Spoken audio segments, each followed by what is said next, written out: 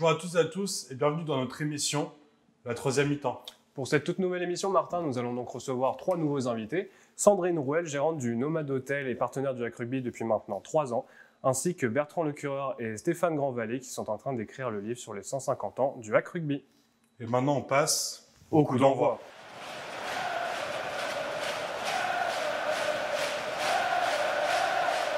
Bonjour à tous, on est ravis de vous recevoir aujourd'hui, j'espère que vous allez bien. Bonjour. Non, Ça c'est commence. dommage. On va pouvoir commencer tout de suite du coup avec la première partie, on va vous laisser vous présenter. Donc on va commencer par toi, Sandrine, je te laisse te présenter. Sandrine Rouel, j'ai 46 ans. Je suis arrivée au Havre en 2015 pour prendre la direction de l'hôtel Nomade Le Havre, qui est un hôtel dernière génération qui est à côté de la gare SNCF. Tu es partenaire depuis combien de temps au club? Ça fait 2 ans. Bertrand. Bertrand Lecureur, 52 ans.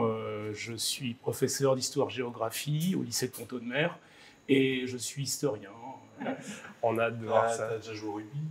Oui. Alors j'ai joué au rugby dans les années 80. Je suis revenu au milieu des années 90 au HAC. J'ai fait après du triathlon au HAC et puis je suis retourné dans le rugby par l'intermédiaire de mes fils qui ont eu envie de jouer, mais au HRC où j'ai quand même indirectement continué à travailler pour le rugby havrais avec le HAC. D'accord, Très bien. Merci. Et on va finir par Stéphane, je te laisse te présenter. Stéphane Grandvalet, 72 ans. Alors je jouais un peu à tous les postes, sauf deuxième ligne, hélas. Je n'avais pas la taille ni pilier. Et quel rôle tu as eu au sein du club? J'ai eu diverses fonctions. J'ai été joueur, j'ai fait partie de la première école de rugby du HAC qui date de 1960, qui était peut-être la première de Normandie, je crois aussi. Partie éducateur un peu sur le tard. Bon, j'estime que quand on a reçu beaucoup d'un club, on doit rendre. Donc quand j'ai arrêté la carrière sportive, assez tard, avec une anecdote un petit peu spéciale dont je vous parlerai tout à l'heure, je me suis tourné sur les Benjamins à l'école de rugby. J'ai pensé qu'il fallait donner en retour ce que j'avais reçu.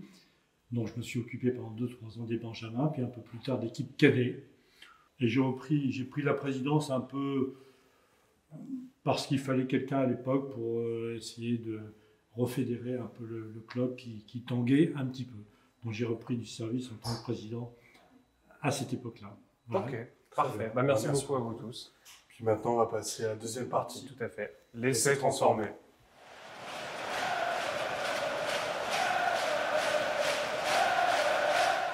Donc du coup, moi j'ai une petite question pour toi.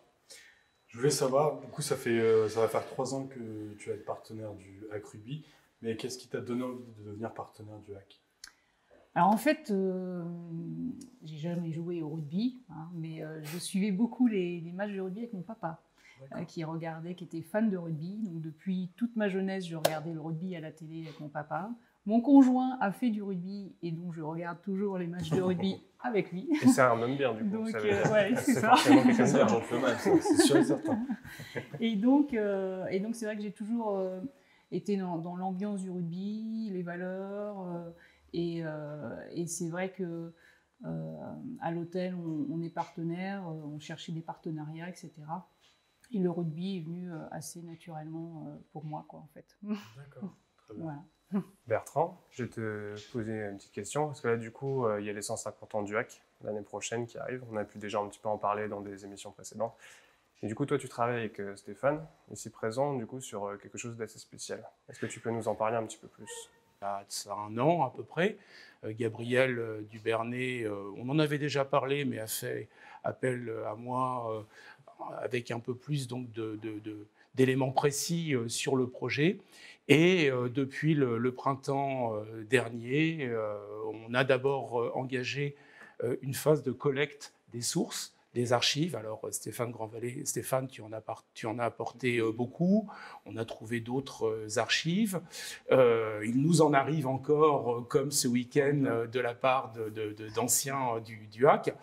Et parallèlement, je suis allé consulter la presse régionale et locale, aux archives départementales de Seine-Maritime et aux archives municipales du Havre. Et j'ai terminé en décembre dernier de réunir, même si on n'a jamais terminé de faire ça, mais j'ai réunir assez de sources pour commencer à rédiger. Et là, donc, j'ai bien avancé dans la rédaction de ce livre, qui sera accompagné, vous vous en doutez, d'énormément de photos, textes et photos, et qui devrait, si tout va bien, être terminé pour la fin de l'année et être publié aux éditions Ramsay, qui sont les éditions partenaires du rugby français, de la Fédération française de rugby, qui devrait être publié au printemps prochain, en mars 2022. Toi, Stéphane, du coup, est-ce que tu voudrais apporter... qu'est-ce que toi, tu as apporté du coup, dans ce livre? Qu'est-ce qui t'a donné envie, effectivement, de rédiger ce livre là, pour les 150 ans du HAC? Bon, j'ai participé aux 100 ans du HAC en 1972 en tant que joueur contre l'équipe d'Oxford. L'année prochaine, c'est les 150 ans. Même si je ne suis plus dirigeant du club, j'ai trouvé l'initiative de l'équipe actuelle dirigeante très intéressante, surtout avec l'aide de Bertrand, le cureur. Et j'ai décidé d'apporter ma petite contribution mémorielle à écrire l'histoire de ce grand club, il faut le dire, qui est non seulement plus ancien, mais qui a des belles pages sportives à raconter. Oui, on parle beaucoup de souvenirs, et du coup, toi, Sandrine, justement, depuis que tu es partenaire du HAC, est-ce que tu as un souvenir qui t'est resté en tête en tant que supporter? Alors, j'ai pas un grand souvenir. Je dirais plutôt que moi, ce que j'ai particulièrement apprécié, c'est l'accueil qu'on réserve aux partenaires en règle générale. On se sent vraiment intégré tout de suite en tant que partenaire, et ça, on l'a vraiment pas partout. Et ça, c'est important. Et puis c'est vrai que j'ai fait, comment vous appelez ça, quand lancement du match. Ouais, le coup d'envoi. Un coup d'envoi, voilà, pardon. Sur un match sponsorisé, ouais. J'ai fait un coup d'envoi une fois, et c'est vrai que c'est plutôt sympathique. C'est un C'est un moment sympa. Parfois, aussi. j'ai une question. Est-ce que à l'époque, le saut du bar existait déjà? Pas au Havre. Moi, je l'avais connu au Red Lion à Paris, mais pas à Longstaff. Mais j'ai 3 petites anecdotes de troisième mi-temps, puisque c'est un peu le sujet très courte. Ma première troisième mi-temps, je crois que je l'ai faite à 3 ans. Ok. Ah oui. Je vais vous montrer comment. Avez-vous une assiette? On va en avoir une dans le coin. On a toujours une assiette. Toujours une assiette. Une assiette. Bravo. C'est dingue. Une assiette dans un club de rugby. Je vais vous montrer comment on fêtait la troisième mi-temps à mon époque, à l'âge de 3 ans. Non, c'est tout simple. Voilà. Quand le HAC avait gagné, on avait le droit de lécher son assiette. On avait le droit de manger. Et quand le HAC Lécher son assiette. Et là, Martin, t'es content d'avoir eu l'assiette. Voilà.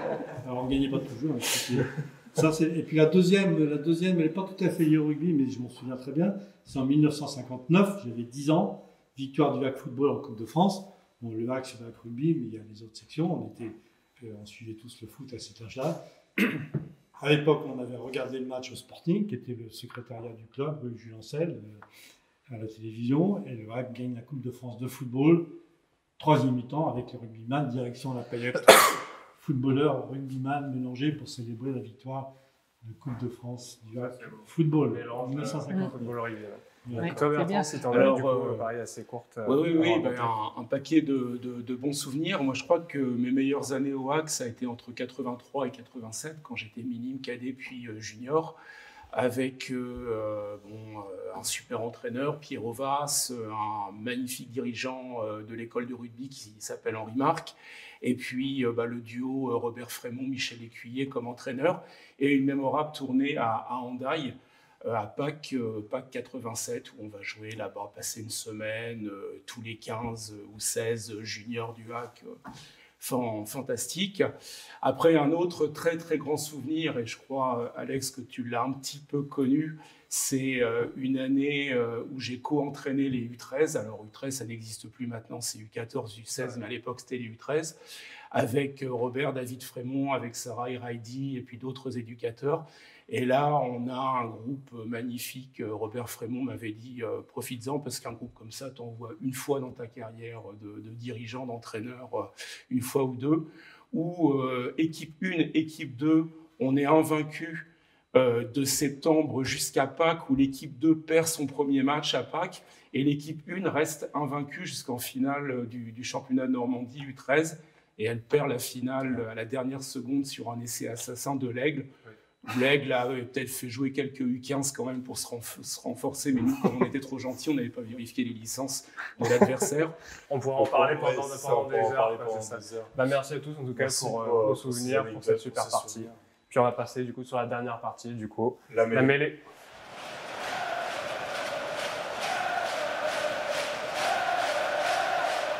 À la fin du 19e siècle, par qui étaient cousus les maillots des matchs ? Est-ce que c'était les joueurs qui cousaient eux-mêmes leur propre maillot ? Est-ce que c'était une entreprise de textile havraise ou est-ce que c'était les mères des joueurs ? Alors là, j'ai pas trouvé d'archives. Donc j'ai réussi à... Faut le noter. De toute façon, voilà, c'est ça. C'était ce que je redoutais. Je me suis présenté comme historien spécialiste du club et j'étais certain que la première question, j'allais même pas pouvoir y répondre. Alors moi, j'ai trouvé vraiment aucun document là-dessus. Moi, je dirais les joueurs eux-mêmes. C'est ce que je pensais aussi. C'est ce que Sandrine, tu c'est ce que j'aurais dit également, toi, mais sans j'ai pas conviction, rencontré de témoin encore. Le plus ancien témoin qu'on a, avec lequel on est en contact, c'est Marc Bernard. Il a 93 ans. Il n'a pas connu la fin du 19e. Oui, allez, je me jette à l'eau par les joueurs eux-mêmes. C'est ça. C'était les joueurs eux-mêmes ou parfois aidés de leurs compagnes qui réalisaient les maillots eux-mêmes. Alors, deuxième question. En quelle année le stade Sandviquet a-t-il pris le nom de stade Langstaff ? En 1915, en 1925 ou en 1935 ? 1925. 1925, c'est à la mort de William Ramsay Longstaff. Bon, je pense qu'on peut bloquer cette proposition. 1925. Moi, je suis d'accord. Je dirais 1925. Non, c'était 1935. Ça, ce serait énorme. En quelle année le stade Langstaff commence-t-il à être utilisé, donc anciennement, du coup, stade Sandviquet à cette époque ? Est-ce qu'il commence à être utilisé en 1875, en 1882 ou en 1885 ? Oh, 1882, je pense. Ok, c'est noté. Bertrand, tu dirais quoi ? Oui. Tu suis Comme Sandrine, c'est la bonne réponse. Et Stéphane ? Moi, historien, je vais avoir du mal à te contredire, tu sais ça mieux que moi, mais je dirais 85. Et là, c'était 1882. Et pourquoi, du coup, le hack rugby a été créé en 1872, mais pourquoi Le hack rugby, déjà, le nom hack rugby, c'est 1884. Avant, le club s'appelait le Football Club Havrais ou le Havre Football Club, parce que on pratiquait un mélange de football-rugby. Les règles du jeu n'étaient pas encore clairement établies en France. Elles commençaient à l'être en Angleterre. Et la combinaison, voilà, la combinaison. Et on va faire simple. Le HAC commence à jouer sur 2 terrains successifs à la Porte Océane, au carrefour entre l'avenue Foch et le boulevard François Ier.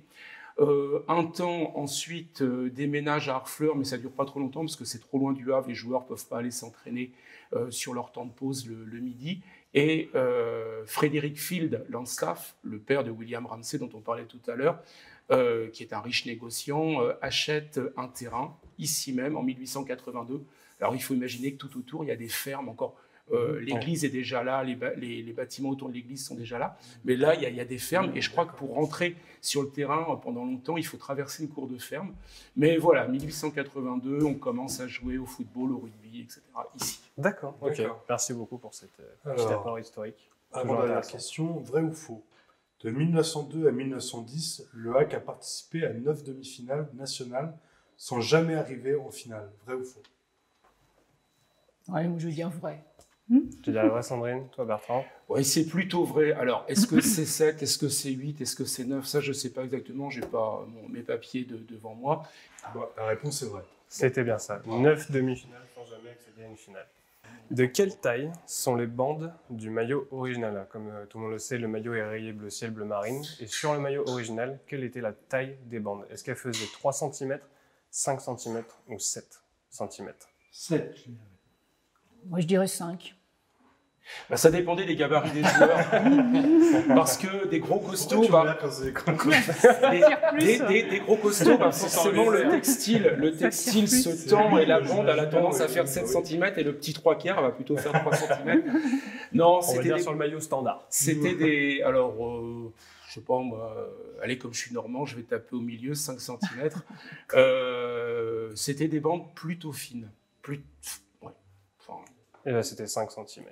Donc, Sandrine et Bertrand vont remporter à égalité de points le concours. Donc, félicitations à vous. Bravo. Oui. Merci. Bravo. Merci à vous, en tout cas. On espère que vous avez passé un bon moment avec nous. Très vous avez appris pas mal de choses. Nous, on a appris déjà pas mal de choses. On aurait voulu en savoir encore plus. Tout à fait. Il faut attendre aussi du coup, le livre qui sortira. Est-ce que tu peux nous redire du coup quand est-ce qu'il sortira précisément? Printemps 2022, mars 2022. On a hâte en tout cas à sa sortie parce que je pense qu'on va apprendre beaucoup de choses. Ça va être vraiment très intéressant. On a hâte de l'avoir, ce livre. On peut rajouter plein de choses, donc on va pas y passer Bien une sûr. heure. Ce qui est sympa avec Bertrand, on a retrouvé quand même 2 anciens qui ont plus de 90 ans, qui ont la mémoire intacte de leur jeunesse, des années 48, 1948, 47, et qui sont encore présents et qui ont beaucoup contribué à écrire ce livre.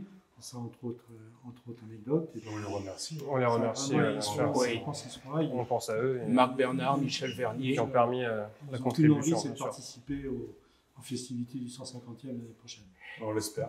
Merci encore à tous. En tout cas, on a passé un très bon moment avec vous. On espère que ça vous a plu. On espère très vite. Se revoir très vite. Sur le terrain. Sur le terrain. Sur les terrains. Avant la 3e mi-temps. Exactement. Merci. Ok, merci. Merci. Tout d'abord, nous tenons à remercier nos 3 invités d'être venus participer à cette émission, mais aussi à tous les bénévoles et tous les partenaires qui font avancer le hack chaque jour. Et c'était du coup la toute dernière émission de cette possible saison 1. On espère, Martin, on espère qu'il y aura une saison 2, on espère que ça vous a plu. Et du coup, d'ici là, on vous dit à bientôt sur les terrains si possible. À bientôt. Ciao.